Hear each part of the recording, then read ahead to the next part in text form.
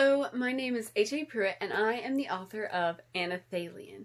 This video is going to be about creating a book cover for your book, the best book cover you can create. I want to tell you that I am not a professional by any means, and so this video is not intended to make your book a bestseller. It's to give you tips to make the best book cover that you can. So let's get started. Last time I left off after I told you how to start creating your book cover, how to know what you're able to do and to get artists to help you. And so here we're just going to talk about the creation of it, what to actually put on this cover that's going to attract people's attention, because your book cover is very important. It is the thing that is going to draw people and that's going to snag people's attention and say, do I want to read this book? Because often people just look at the front cover to know if they want a book. And if it doesn't interest them, they won't look at anything else. So that's why it's so important that you include everything about your book in one picture, in one cover. And that's difficult and it takes a lot. And so I'm going to use mine as an example to help you understand how to do that. So first, go back to your book proposal. Go back to all your book information. I did an earlier video about that, so you can go back and watch the video about book proposals to know what I'm talking about. Everything.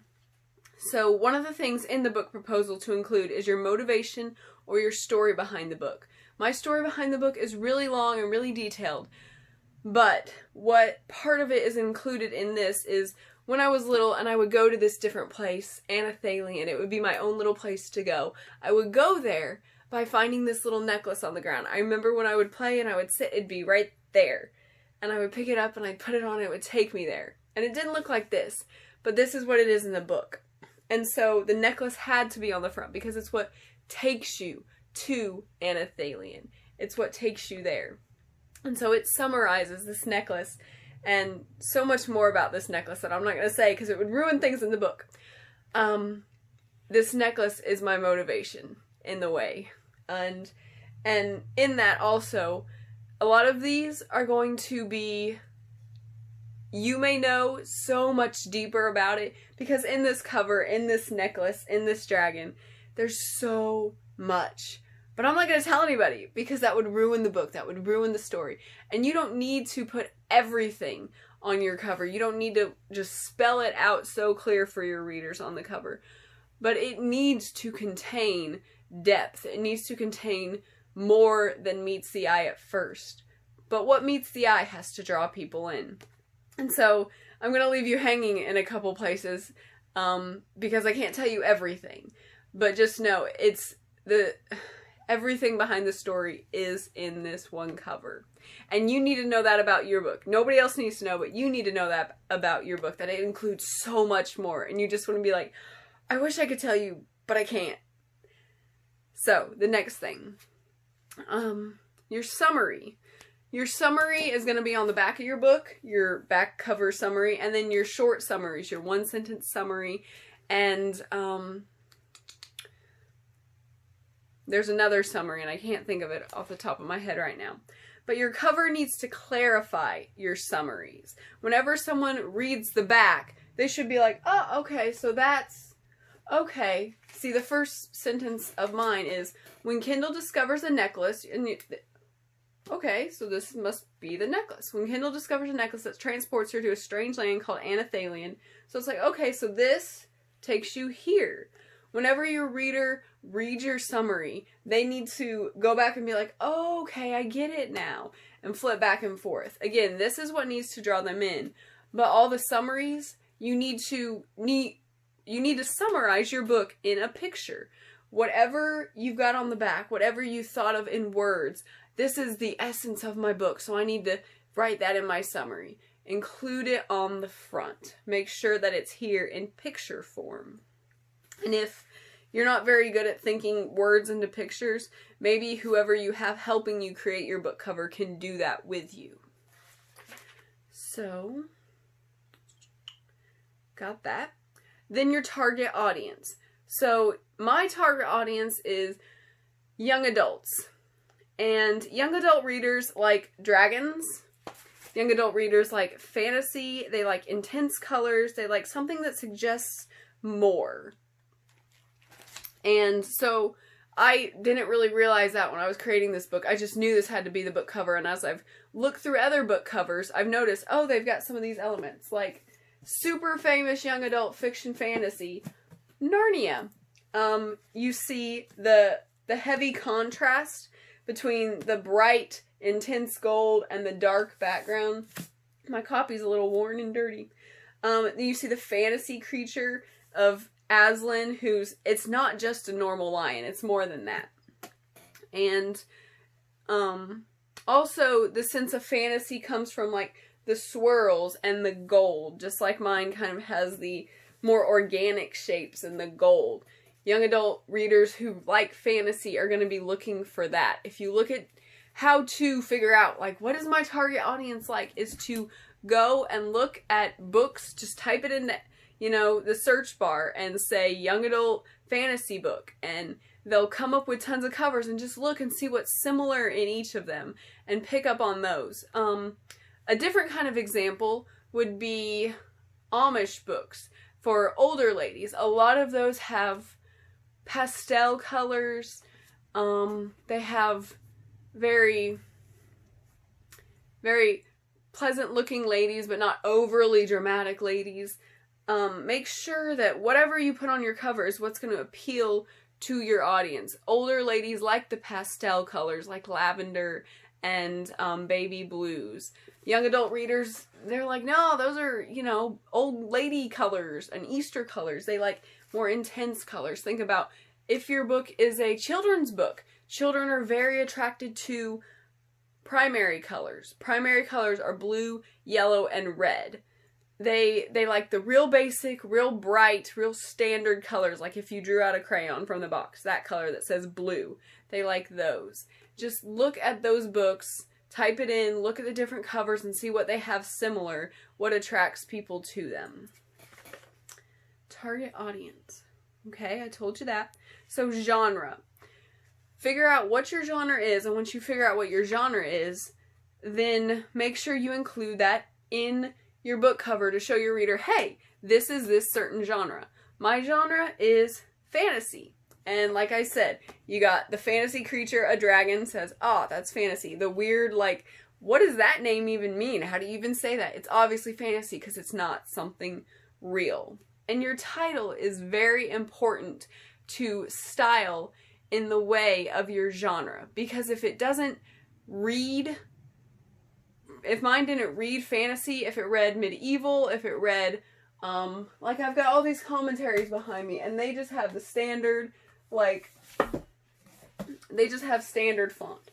It's just very plain, very simple, very straightforward, because that's what a commentary is. It's very straightforward information. And so if you're doing an information book, get a straightforward title. Whatever your book is, you want your title font to convey it. If you have a font that reads something else, people are going to see it and be like, oh, I don't want to read that book because it's not what I want to read about. Like this book here, it's called Hedges. And so when I read it and I see the hedge, I think of gardening, I think of pruning, I think of outdoorsy stuff. But this tiny font down here says loving your marriage enough to protect it. And that's a clever name, and that's a clever book cover, but it really reads gardening. It really reads, if you look at it from the side, it's green, it's about hedges. Okay, so if you're looking for a marriage book, you're probably going to skip by this because the only thing that says marriage is the tiny writing down here. You make sure that whoever sees your book cover is going to immediately know that's fantasy. That's a marriage book. That's a children's book.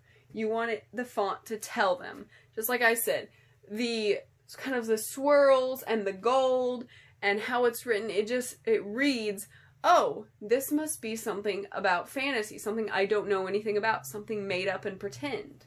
It very much reads that, just like the Narnia. You've got the gold, you've got the swirls here.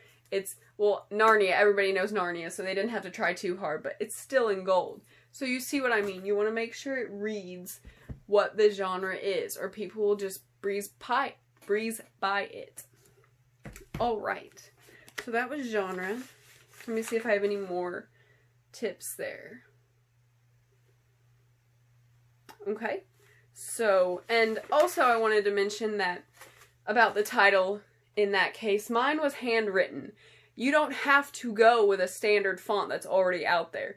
If you want your artist, or if you're an artist, you want to make it, go for it. This is my handwriting. Anelthalien came from my head, and so the handwriting's from my head. And that just resonates even more with the meaning of the book, the deeper meaning that I'm not going to talk about right now. So next, comparable books that was in the book proposal. I talked about comparable books.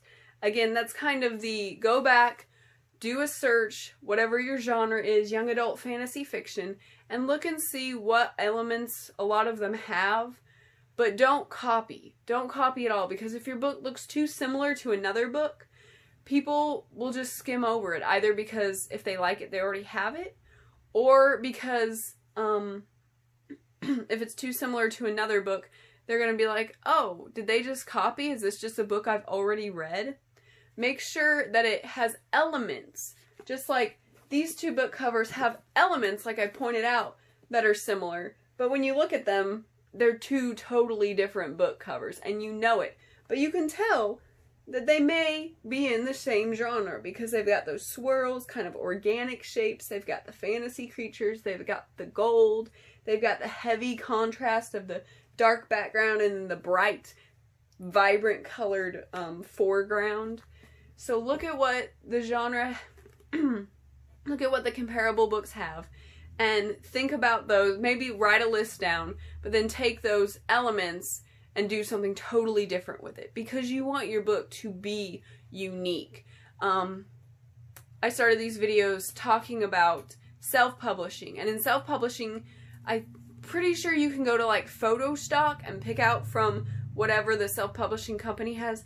Like, don't do that. Don't pick out something from stock photo. Pick something out. Don't pick something out. Get something original. Get an artist to draw it for you.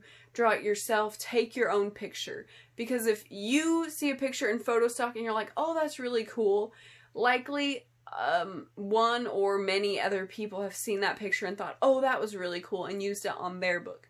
You don't want to look like any other book. You want to have similar certain elements, but don't try to look like another book. Okay. Be unique. I wrote that big. Be unique. Alright. So then the felt need. The felt need I talked about in the book proposal video. The felt need is, it's what your reader feels inside them that attracts them to a book.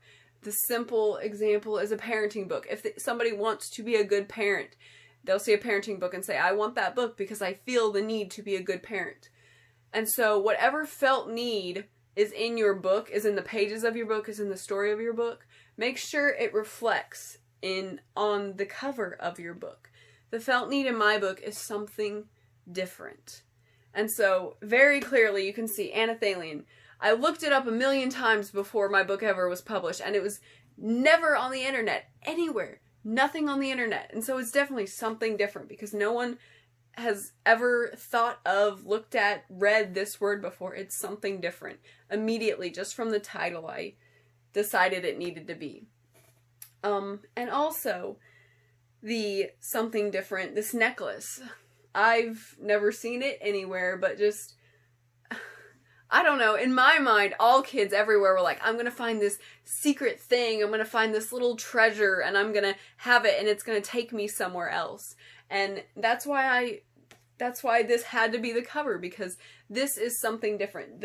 Literally, the necklace is that something different you find that, like, in the book, it resonates so deeply. In the book, the kids each find this, and it kind of stops them in their tracks, and they're like, what is that thing? What is that thing? And they have to keep looking closer until finally they get it, and they're looking at it, and they're like, wow, what is that? And then they put it on, and it takes them somewhere different. It stops them in their tracks, and that's why I want this to stop people in their tracks. I want them to look at it and be like, what is that? And then I want them to open it up, and it takes them somewhere different. I want the elements that look like something they've never seen before to capture their attention, and then I want them to kind of put the necklace on and go there. And the cover conveys that this is something different. And if you just open the book up, it's going to take you somewhere different. And so that felt need is communicated in my cover. And whatever your felt need is, if your felt need is for people to be good parents, maybe put a picture of a parent and their child on the cover. Maybe do something more abstract and put a crib and a happy looking baby room. I don't know, because I'm not you and I don't know your book. If you've got a cookbook about cakes because people want to eat cake, put a big scrumptious cake on there. Put whatever it is in your book that you know people need in their souls. Put it on your book. And like I've said before, they don't have to know everything, because I just told you a whole bunch of how this is something different. But if you just immediately look at it, they need to see it immediately in 1 second, and it needs to draw them in. And that's another thing I want to talk about aside from the book proposal, that your book cover needs to have an element of something that hooks their attention. And that can be strong contrast, like I talked about with Narnia, how it's got the strong contrast. Contrast in black and a bright color, contrast in textures, contrast in shapes, complementary colors. I've got my color wheel here. Complementary colors are a fantastic way to create immediate contrast. Complementary colors are across each other. Yellow and purple, red and green, blue and orange. If they're across from each other, they're going to play off each other really well, and the other one's going to stand out against it. Red and green. Mine's really dark green, and then you have the lighter red. They stand out. They make an impact. They make people look. Fast food restaurants use those bright primary contrasting colors. Just look around and you'll be like, they all have primary colors. It's amazing. Primary colors, yellow, blue, and red. Those are really attractive to a lot of ages.